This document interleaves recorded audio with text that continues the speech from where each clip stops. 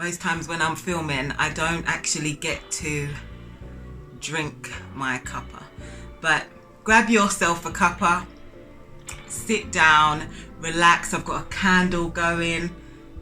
Let me share my stories with you. Today's video is all about my second trimester miscarriage story. So let's do this. For those that don't know, I'm Jamie and this is my channel. I try to uplift, empower and encourage families who have been affected by baby loss, and I do this through sharing my experiences and my stories with you. So around 6 months after my miscarriage, I'm getting ready to move house. I've decided that now is not the time to get pregnant. I'm running around trying to find somewhere to live, and that's my main focus. But just like anything in my life, which you'll soon find out, nothing goes to plan. And I find out in the middle of packing up boxes that I am pregnant. And as much as I am happy, excited and overjoyed, there's some worry in the back of my mind, because when I was 12 weeks pregnant, I found out that I had a miscarriage. I've shared that story on the channel and I will link it somewhere for you to watch. But this video is all about what happened after. And as soon as I found out I was pregnant, I was on the phone to the early pregnancy unit and said, listen, I've just found out that I'm pregnant and I'm worried. I had a miscarriage and I would like to get a scan. For whatever reason, they took pity on me. They invited me in for a scan, and I was really pleased when the sonographer showed me the yolk and the yolk sac and confirmed that everything was going well. So I felt confident. I was advised to take it easy, obviously not do any heavy lifting, and that is what I was going to do. I was just going to take it easy, do what light things I could do. I wasn't going to lift any heavy boxes. I was going to get loads of rest. I was going to eat well and sleep well, and I had it all planned out in my mind. Moving day came and I just let my other half crack on with it, and we settled in. I moved to a new area, so I needed to register with a GP and a hospital in my new area and familiarise myself with their early pregnancy unit and how they do things in their area. So it took me a little while to register, and it wasn't until my 12-week scan that I got to see my baby again. So I was really worried, and I remember just hoping with everything inside me and praying that everything was okay. When you've had a miscarriage, you realise that there's not necessarily always going to be signs and symptoms of a miscarriage. So I hadn't been getting regular scans or anything like that. I'd just been really just taking my time and relaxing. My other half moved us in and rearranged all the furniture, and he was doing most of the housework, most of the cooking. I was chilling and enjoying being pampered. So I really, went into my 12-week scan with just no idea what was going on with my body. I didn't have anything that I had to be concerned about, but I knew that didn't necessarily mean that everything was okay either. So I went in for the scan, and they tell you to drink a bunch of water before you go in. I so wanted to say water better, but from East London. It's water. Anyway, so I did that, and the sonographer was like, your baby is asleep in the wrong position, because at the 12-week scan they're usually checking for things like Down syndrome, tattoos, and making sure everything is right. So they need to get really specific head measurements, spine measurements, a bunch of stuff. So the baby has to be in a certain position, and my baby was not in a great position. I'm a night owl. I film all my videos at night. That is when I'm the happiest, is when it's really quiet, my other half is asleep, and I can just record in peace, uninterrupted. And my baby, I guess, was on my time schedule, and this was a 9 a.m. appointment, so my baby was asleep, and I was told to go and wake my baby up by maybe walking around, drinking some more water. So we walked around the hospital a few times, and after about half an hour we went back in, and she was like, no, nothing's happening, nothing's changed, still in a terrible position. We're gonna have to do an internal scan, empty your bladder, and I'll have to do it internally. She's doing the scan, and I'm like so anxious. I'm like, when I'm anxious or nervous, I actually talk more. I'm an introvert by nature, but when I am anxious, and if I don't know you that well, like, I will talk more. It's a weird introvert thing. So I'm saying to her, like, I'm really worried because I've had a miscarriage before, and I don't really know what looks right, but I just need to know that there's a heartbeat. So, because you get a little screen of your own, but I don't know what I'm looking at, so I literally need someone to tell me that everything is fine. And she was like, yep, everything is fine. So far I can hear a heartbeat. I just need to get certain measurements, and I'm gonna have to kind of jiggle their magic wand around in order to get those measurements. So she did that, and we left the appointment. I was so happy. If you made it this far in the video, why not hit the subscribe button and the notification bell to know when I upload videos, which is every week. So I left the appointment feeling really, really happy that everything had worked out. And yeah, we went about our daily lives from then on. As I say, I had never got this far, and I could finally start telling people that I was pregnant. So I told a few people, but I was really reserved about it because of my miscarriage. So I didn't tell that many people, but I did tell those really close to me and close family members what was going on. Now, it must have been around week 14 when I remember being in the kitchen, and I was just putting around in there, probably making tea, to be honest. I drink a lot of tea. And I just felt this gush of water, and I was on the kitchen, so it all went over the kitchen floor, and I was like, oh, wetting yourself, like, that's not far. You should usually just try and make it. But my other half was watching TV, he didn't notice nothing, so I just quickly wiped everything up and ran to the bathroom. And I'm sitting there, and the water is just coming and coming, and unlike when you pee, you cannot control when your waters break. And I remember just thinking something isn't right, and my phone was on the bed, so I just quickly got up and got my phone and called 111, which is like the non-emergency number in the UK, to see if I could get some advice and if this was normal. I wasn't bleeding, I wasn't in pain, I wasn't cramping, but I'm just leaking water at this point. So I call up, and they're like, oh, we think everything is okay, you're not having cramping, you're not having bleeding.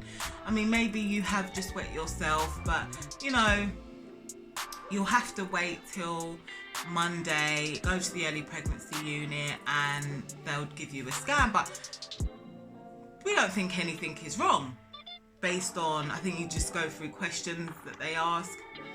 And I said, well, I would really like to speak to a midwife if possible, or a doctor. And they said, okay, we'll get someone to call you back. And I didn't even wait 10 minutes, I think, before someone called me back. And she was a midwife, and she said, oh, it does sound like, you know, your waters have gone, but since you're not cramping or bleeding or feeling any pain anywhere else, then I would just think maybe, yeah, you have wet yourself or something like that has happened. And I said, okay, can I speak to a doctor? And she was like, yeah, of course. I'll get one to call you back very shortly. And lo and behold, they did.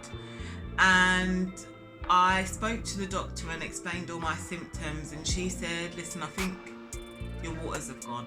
It's very rare, but it sounds like your waters really have gone, but you need a scan to confirm what's going on.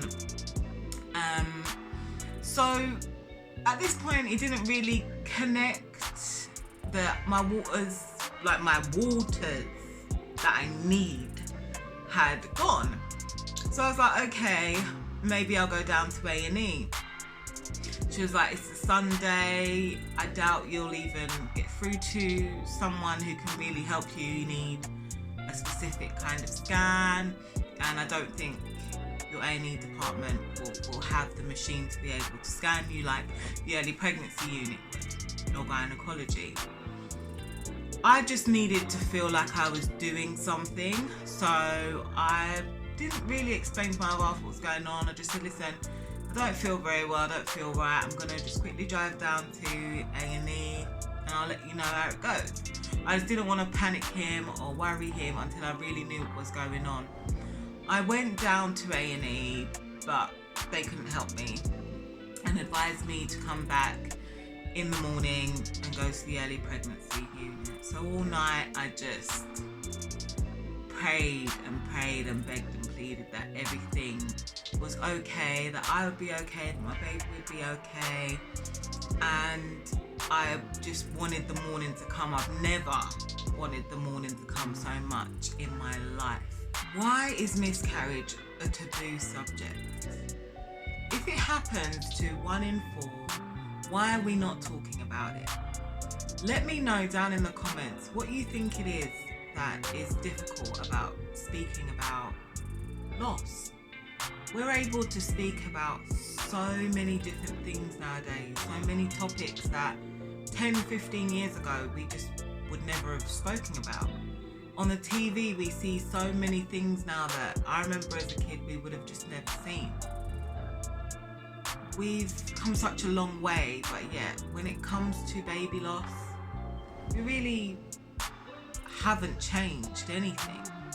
And I hope that by sharing my story that we slowly break through this idea that loss or baby loss is just not something that we speak about, that it should be brushed under the carpet. We need to talk about it more and empower families and uplift families that are going through baby loss. It is hard and we don't want to feel like we're alone. I don't want you to feel like you're alone. In anything that you go through, there's always a person out there who's been through it. And it's only once we share our experiences that we find out that there are people out there who are going through similar things, and we find comfort in that. And I hope you find comfort in hearing my stories. That's the whole point of this channel. I was looking for someone to talk to when I was going through my miscarriages, and there isn't necessarily anyone that wants to talk about this with you. But if you require support, genuinely speaking, if you require support, turn to Tommy's. That's what I did. There's also the Miscarriage Association.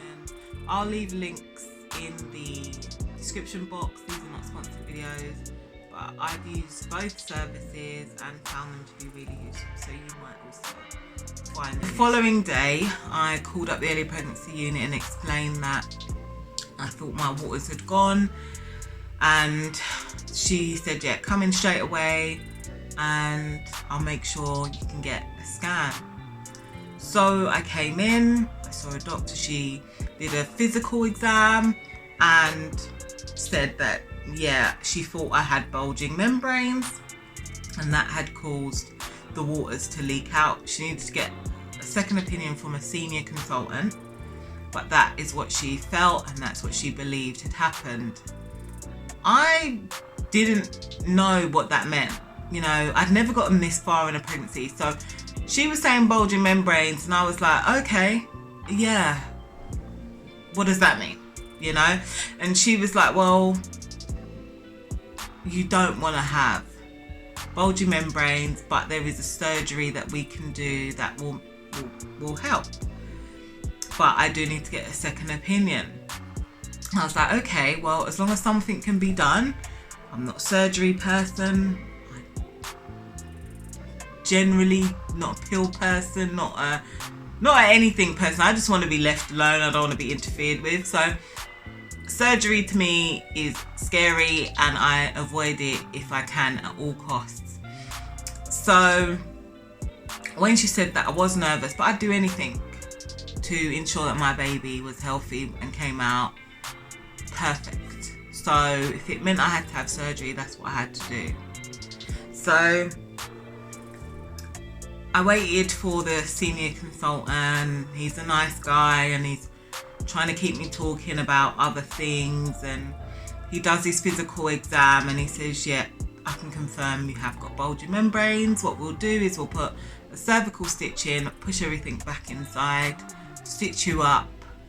When you're due to go into labour, we'll take the stitch out and you'll go into labour. He said to me then I needed to go and have a scan to see how much water was surrounding the baby, how much was left, before he booked me in for surgery.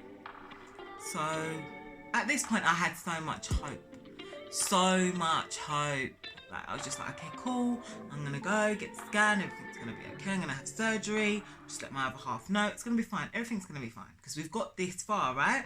Because they tell you, like, if you're gonna miscarry, it's in the first 12 weeks, you just need to get far. They call it the safe zone, right? There's no safe zone in pregnancy. Whoever said that there is a safe zone in pregnancy lied. They're a liar. There is no such thing as a safe zone or a safe point in pregnancy. Anything can go wrong at any time in pregnancy and the effects can be terrible.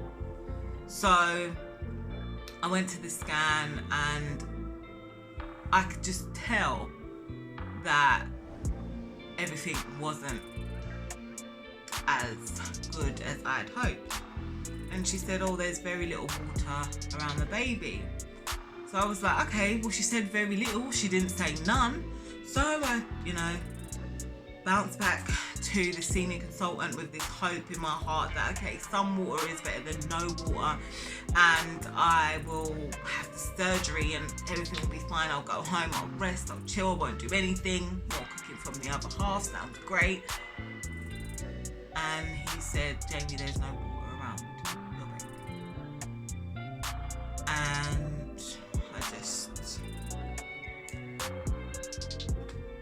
I think I kind of had like an out of body kind of experience, because it was like I could hear what he was saying, but it wasn't, I didn't feel like it was me that was there. It's very difficult to explain, but I just could not get my head around what I was hearing.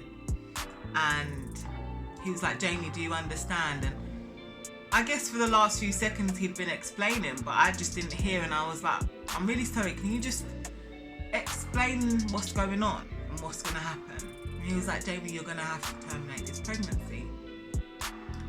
And I was like, terminate? Why would I terminate?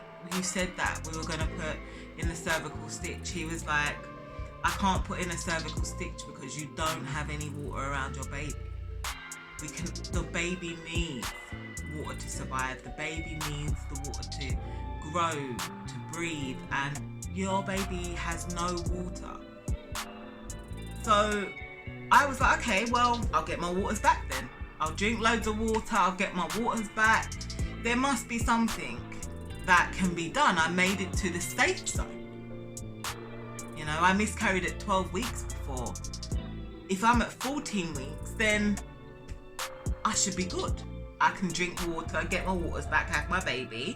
You can do the stitch. And he was just like, no, it doesn't work like that. And I just really wasn't mentally there. Physically I was, but he was like, we need to book you in to have a termination. And the way that it would work is you will have to deliver this baby. And I was just, when you're hearing all this information, it's not really settling in. You're just hearing it and it's just kind of rolling off of you. You're not really hearing what they're saying. And you're not really hearing what they're saying. And I just said, okay, let me speak to my other half. Fine. That's what has to happen. That's what I'll do. And in the meantime, he said you need to take some antibiotics because you might get an infection because your membranes are open, so you're exposed. So you need to come back. I wanted answers. I was like, why did this happen? How did this happen? And he said, I'll have to run some blood tests and let you know what's happened. But sometimes this happens if you have an infection, if you have a UTI, an STI or BV. So he said, have you been tested for all these things? And I said, of course, yeah. I'd had tests done earlier on as part of, pregnancy protocol, I guess. And he said, okay, what was the results? I said, I had a little bit of BV, but my GP said that I had no symptoms, so I didn't need to do anything about it. It would clear by itself and BV was normal. So I accepted his diagnosis, his advice, and just went about my life. And he was like, so did you take the antibiotics? And I was like, no, my GP said I didn't have any symptoms, that it would just pass on its own. Most women have, some unbalance, can have BV at any point and it just clears it by itself. I was just like, why is this a big deal? My GP advised me that I would be okay. He was like, no, you should have, taken the antibiotics. It could have helped. So you're telling me all of this could have been prevented if I'd taken some antibiotics? And he was like, it's very possible. So I just wanted to kick myself. Why didn't I just take them? Why did I listen to my GP? Anyway, there was nothing I could do about it. This had happened and I just needed to focus on what we were going to do next. And I went home and I explained everything.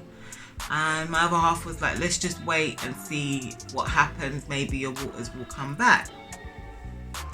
I was like, the consultant said it just doesn't work like that. And there is a possibility that this infection is going to get worse and I could become septic. And if I become septic, that causes much bigger problems. I could lose my life and my baby's life. So The doctor had said to come back in a couple of days to have some tests done to see how this infection was spreading, if I'd gone septic or anything like that. So I was going in sort of every other day roughly for a week to check on my blood pressure, my temperature, and just everything they need to know if I'm going septic, basically. So I went in, and I think maybe the 4th or 5th time that I went in, they said to me that I was going septic, basically, and I needed to deliver the baby. They were booking me in that night. I should go home, pack a bag, grab my partner, and come back to deliver the baby. So that's what I did. And that night I delivered my baby girl. So I've delivered my baby in the middle of the night, and it's the following, well, it's the same day, but it's roughly about 9-10 o'clock in the morning. I delivered my baby around 1:30, something like that. They provide you with gas and air, but for the most part you're on your own, just trying to make do with what feels natural to you. You push when you can push. If it feels like you want to push, you push, you squat, you just do whatever you can to get comfortable when you're contracting. They insert, or you can do it yourself, 2 pills inside you to basically induce labour, and that all happened within the space of maybe 4 or 5 hours that it took to deliver. Anyway, fast forward to, let's say, 9-10 o'clock in the morning, when the doctors are doing their rounds, and they come in and they see me and they confirm that I have delivered, my baby's sleeping, and that if I'm okay to go home, that they're happy to discharge me. Everything came out, and that was it. I'd been given antibiotics and I should continue to take those, but now that I wasn't pregnant, I shouldn't have an infection anymore and I should be on the mend. What was left was to decide what would happen with the baby, and me and my partner had already spoken about it, but we said we'd have a funeral. So they said they would arrange everything around that. There'd be no cost on my end. I could get involved as much or as little as I wanted. Priest would be in contact with me because I wanted a Christian ceremony, and they provided me with a box. Overnight, the nurses had taken hand and footprints of the baby, and they had put them in a little card which was inside this box. I'm going to insert pictures of the contents of this box. There was a lot of things in it. Also going to tell you a little bit about, I guess it's a baby bereavement box. Just 1 second.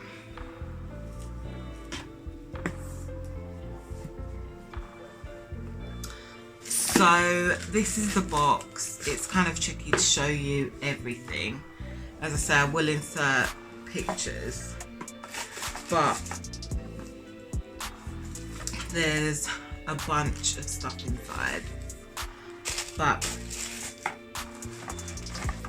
I'll insert pictures, as I say, but I was provided with a acknowledgement of life, and I will insert a picture, and it just says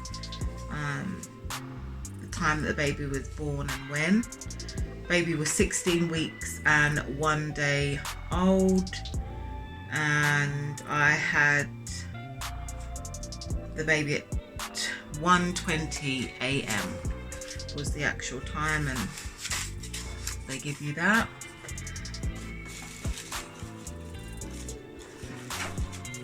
There was a teddy bear in here as well. I'll insert pictures of this, but these are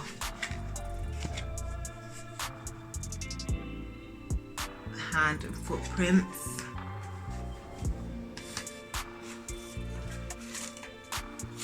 I wanted to, I'll insert a picture of this card, but I wanted to tell you more about the box. It was provided by this family who had a baby sleeping, and this is a little card that explains. It says, "We are Kirsty and Mike when our son was born sleeping on the 10th of December 2009. We are truly sorry for your loss and would like you to have this keepsake box, courtesy of Lewis. God bless your sleeping angel."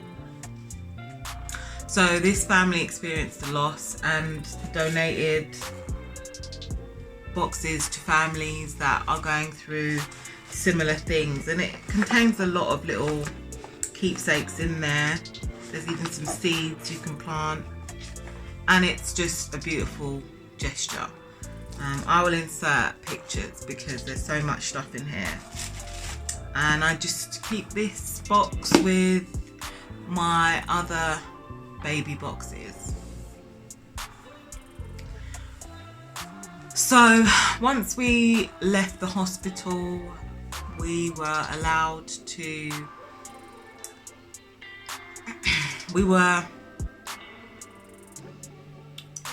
so once we left the hospital, we went home and we just tried to return to normal, whatever that is. Just go about our typical day. And yeah, we didn't really talk about it much. I think that we were just trying to let it sink in and process. So I wanted to go back to work, go back to my day to day. I didn't want to focus too much on what had happened, but I think it eventually hit me a few weeks later, and yeah, I really struggled. I broke down, and I was just devastated and just didn't understand why we had lost a baby this far along in the process. So it was really, really difficult pill to swallow for me. So for a long time, I just felt angry and cheated, and just didn't know why this had happened to us, and ended up doing a Google search basically for more information about second trimester miscarriages, and there's not a lot of information out there, and there also isn't a lot of information out there from women that look like me, and that really left me confused because miscarriage affects 40% of black women. So there is no reason other than I can think it's a difficult subject to talk about. It's a taboo subject still. Those are the only reasons I can think about why we don't share our stories. I found a lot of healing from listening to stories of women who had gone through similar experiences and how they felt afterwards and what they went through. And I hope that by sharing my story, I can comfort somebody. If I can just let one family know and feel like they're not alone, that I understand what you're going through, I understand your pain, and you will be okay. That's all I want, is to be able to just help one person, one family through sharing my stories. We have to break through this idea that miscarriage is a taboo subject. It's not a taboo subject. We have to speak about the things that affect women. We go through a lot, and if we talk about it with each other and we share our stories and our experiences, we are stronger. we are accepted, and it's really important. So if you know someone who's been affected by miscarriage, leave me an orange heart in the comments. If you know that someone is going through miscarriage and don't know how to comfort them, I've created a playlist which is all about miscarriage myths, questions, my total 3 miscarriages that I've had, and I just hope it can give someone comfort. So I'll link the playlist, share it with them. It's not always easy to know what to say, but they should feel comfort from knowing that they're not alone during this time.